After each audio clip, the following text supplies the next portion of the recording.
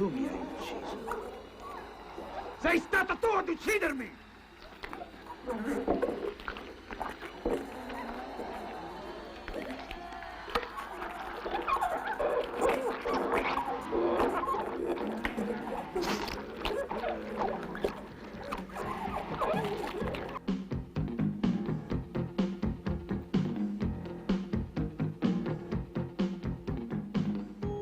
Voice from Beyond. Enfin, je voyais le dernier film de Lucio Fulci. Et les voix du titre résonnaient à mes oreilles, comme si c'était Fulci lui-même qui me parlait depuis l'au-delà. Nul doute que, pour apprécier ce film à sa juste valeur, il faut connaître la carrière du maître de l'horreur, et voir comment cette dernière œuvre synthétise ses obsessions.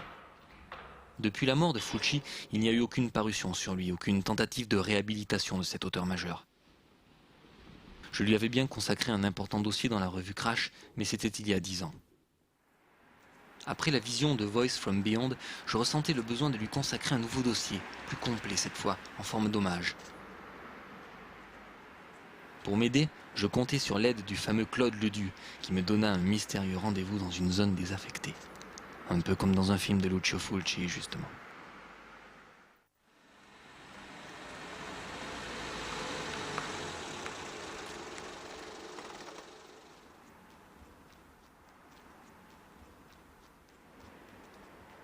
Spécialiste des cinématographies populaires européennes, Claude Ledoux possédait des informations méconnues sur les débuts de carrière inattendus du maître de l'horreur italienne. De 1959 à 1966, Lucio Fulci ne fait que de la comédie. Mais pour un jeune réalisateur, parce qu'il est jeune, il démarre, rester dans la comédie, c'est un risque énorme. Fulci est un cinéaste qui va apprendre à manier la technique, apprendre à diriger des acteurs, mais à l'intérieur d'un genre où il va se trouver bientôt enfermé. Il a la chance en 1966 d'avoir l'opportunité de diriger un premier western. Pour moi, Le Tour du Massacre, c'est le genre de western inclassable où un cinéaste prend forme. Je pense qu'il prend forme quelque part, Fulci, avec Le Tour du Massacre. Il sait que, quelque part, il aime ça. Il aime la violence, il aime la cruauté. La scène du fouet avec Franco Nero, le massacre de la famille du début, l'introduction du péonesse étripé par les chiens. Dans ce western, il a déjà les prémices. Il y a les prémices de tout ce que Fulci fera plus tard. Je pense que la carrière de Fulci suit parfaitement tous les contours de la production italienne de cinéma de genre. Il va faire du western quand il y a le western, il va faire du polar quand il y a le polar, il fera du giallo quand il y a le giallo, et il fera du gore au final de ce qu'on peut appeler la grande époque du cinéma italien. À chaque fois qu'il a l'occasion, il injecte dans son cinéma ce qu'il aime le plus. Et ce qu'il aime le plus, c'est évident, c'est le sang, la violence, la mort.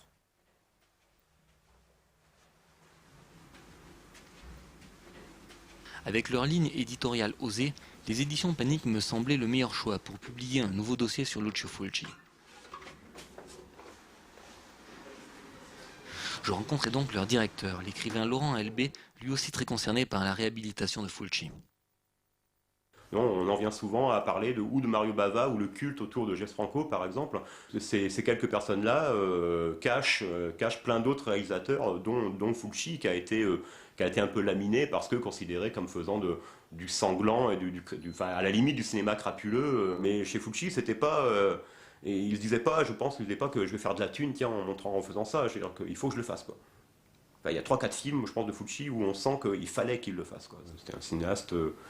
Oui, sincère, quoi, ouais, tout à fait, ouais.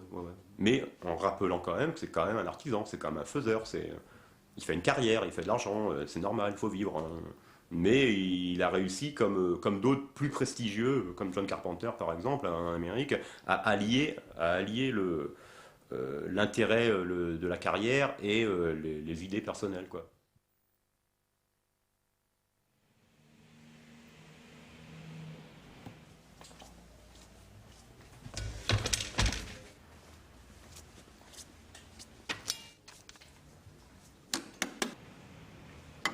Si Fulci s'était effectivement illustré dans la majorité des genres du cinéma italien, nul doute que c'est dans le gore qu'il trouva sa véritable identité et apporta quelque chose de neuf et différent au cinéma.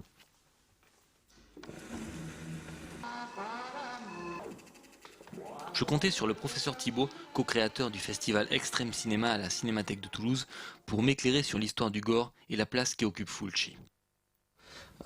L'inventeur du gore, en fait, qui n'est pas proprement parlé l'inventeur du gore, on a souvent dit que c'était Herschel Gordon Lewis, disons que c'est lui le premier qui en a fait un élément moteur dans un film, voilà, qui était donc Blood Fist.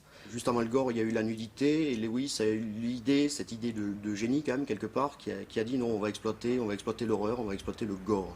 C'est-à-dire donc effectivement tout ce qui est tripaille, avec des hectolitres de sang, etc., etc. Et c'est vrai que ça a de suite marché. C'est vrai que là, on n'avait pas besoin de stars, on n'avait pas besoin d'être un grand metteur en scène, on n'avait pas besoin d'être un grand technicien d'effets spéciaux, même ça, il n'y en avait pas besoin. Il fallait juste des hectolitres de sang et les scènes les plus cradingues possibles. Ce qui est passionnant en fait dans le cinéma italien, qui a existé quasiment jusqu'au début des années 80, c'était que c'était une véritable industrie. C'était que il y avait des tas de gens en fait qui cohabitaient. Fellini a cohabité avec Bava. Je veux dire, ils tournaient quasiment dans les mêmes studios. C'est ça qui rendait le cinéma italien foncièrement vivant. Il y avait cet échange aussi entre les techniciens. Un technicien pouvait aller travailler pour Francesco Rossi, pouvait travailler pour Fellini, il pouvait travailler pour Lucio Fulci ou Dario Argento, ou des tas de gens comme ça. Donc ça fait que ça rendait ce cinéma-là très vivant. C'est-à-dire que tout le cinéma italien avait quand même une tendance au sadisme, qui est quelque chose de très latin. Ça se voit même dans le cinéma d'après-guerre, juste après la guerre. Il y a des films de Riccardo Freda aussi où il y a quelques pointes de sadisme comme ça qui arrivent par touche. On n'en est pas encore au cinéma gore, mais on sent que de toute façon ça va évoluer vers le cinéma gore. À la fin des années 70, début 80, là arrive donc cette période d'horreur. Donc le cinéma carrément d'horreur. Le côté latin, c'est effectivement ce que Fulci fait. Donc on a un départ, c'est l'enfer des zombies. Grand succès donc, au box-office. Et ensuite, on a la trilogie, la fameuse trilogie, La Frayeur, La Maison près du cimetière et Au-delà. 3 films, pareil, qui vont rapporter beaucoup d'argent. Les scénarios vont devenir un petit peu comme ça, rachitiques, et ça va devenir une espèce de pure représentation de l'horreur. Pour comparer donc le zombie à la Romero et le zombie à la Fulci, on va dire que le zombie de Romero est politique. Romero avait systématiquement et en priorité un discours politique, social, où le zombie n'était plus qu'une incarnation d'un défaut de la machine civilisée. Et que le zombie de Fulci n'est absolument pas politique, c'est ce que je disais tout à l'heure, le zombie de Fulci, il est épidermique, il est là pour dégoûter, il est là pour créer une réaction purement viscérale à la vision du film. Donc ça, c'est la grande différence entre les deux. Maintenant, après, plus ou moins, je dirais que les cinématographies se sont plus ou moins contaminées. Il y a eu le réveil du film de zombie, si on peut dire, avec La Nuit des Morts Vivants, qui est un film purement politique. Et donc, ce qui a donné après sa suite plus ou moins logique, qui était Dawn of the Dead et Le Jour des Morts Vivants. Entre-temps, est arrivé Fulci, qui a fait un méga carton, donc, avec son fameux zombie. Et maintenant, c'est deux pôles totalement, radicalement différents. Mais ce qu'il y a eu après, c'est ce hardcore, finalement, italien à la Fulci, lui est venu contaminer plus tard les produits américains. Donc finalement, c'est les cinématographies plus ou moins qui se sont dévorées un petit peu, justement, c'est très curieux, à la manière de zombies, si on peut dire. Quand tu as 14 ans, que tu regardes un Fulci, tu es content parce que tu flippes et que tu vois du sang. Et puis quand tu grandis un peu, tu te dis, il y a vraiment autre chose derrière. Moi, ce qui m'intéresse, c'est cette espèce de noirceur systématique.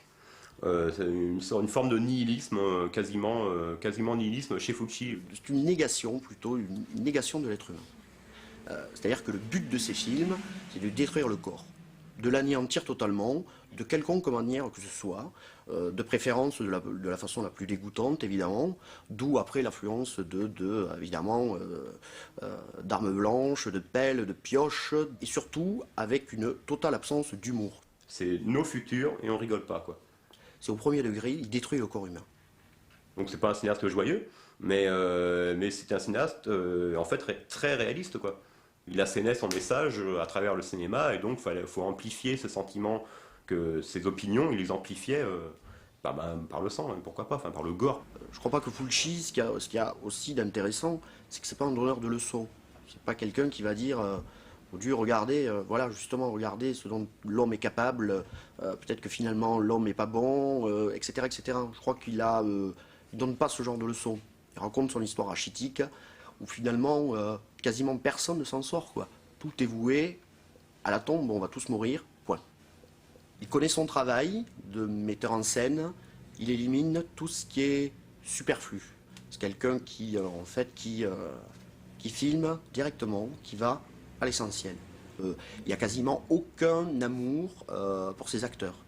C'est vrai que tous les témoignages que j'ai réussi à avoir sur lui, c'est quelqu'un qui n'était pas très aimé des équipes techniques, qui communiquait pas trop avec les gens, qui n'était pas tellement aimé en fait.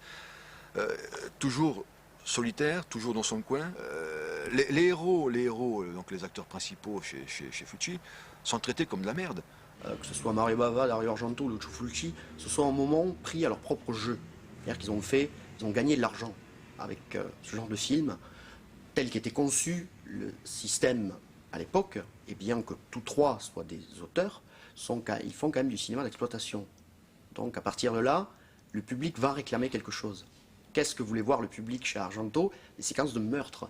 Donc Argento, bien sûr, a travaillé ses films en fonction de ça. Jusqu'à, c'est vrai, devenir de plus en plus rachitique, etc.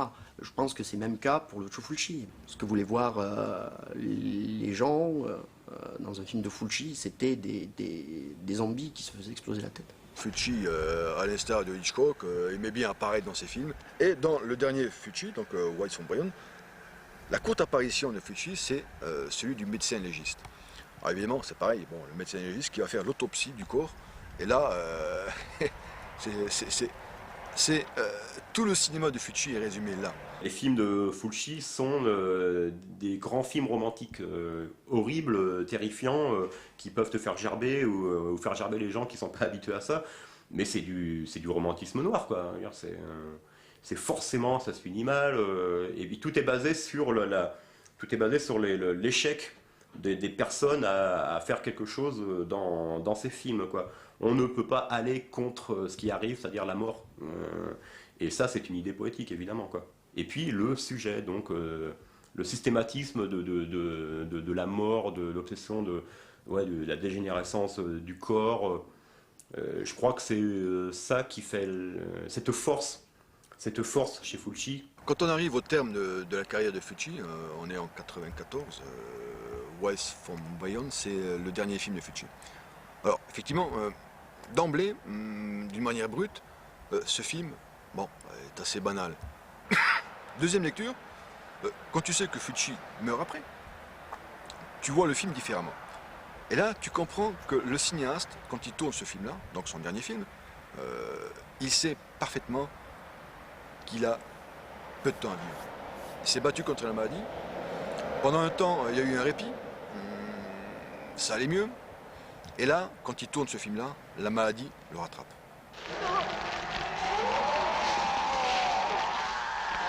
Peu importe l'histoire, on s'en fout. Le personnage meurt empoisonné, il est enterré dans un cercueil. Et régulièrement, pendant le film, Fulci va à l'intérieur du cercueil contempler l'état du cadavre. Il y a peut-être un côté néo-réaliste, finalement. C'est de dire, regardez, c'est pas comme dans le film de Georges Romero, on ne devient pas tout bleu. On devient aussi marron, on devient aussi un peu vert, on a des asticots partout. Je pense qu'effectivement, Fulci se filme en train de mourir. Le personnage principal, c'est lui. Il meurt, il est dans le cercueil. C'est Fulci. Et t'as des frissons parce que il se filme lui-même. Je crois que c'est un cas unique. N'oublions pas que le script, le scénario, est signé Fulci. Tout est signé Fulci dans ce film-là. C'est une œuvre à part qu'on peut classer mineure, mais qui est certainement le film qu'il devait faire à la fin de sa carrière. Dans ce cercueil-là, le personnage qui est en train de pourrir, attaqué par la vermine, c'est lui. Les dernières paroles de Claude Ledoux me ramenaient à ce dernier film de Fulci, un peu comme si la boucle était bouclée. Je pouvais donc me mettre à l'écriture de mon dossier sur le maître de l'horreur. Adios, Lucio. Je ne pense pas que maintenant on puisse refaire ce cinéma-là tel qu'il était à l'époque. C'est impossible. Le gore est un genre qui n'existe quasiment plus au cinéma. C'est le type de film, en fait, on a envie de prendre une douche après les avoir vus un petit peu, pour se laver de ce qu'on vient de voir sur écran.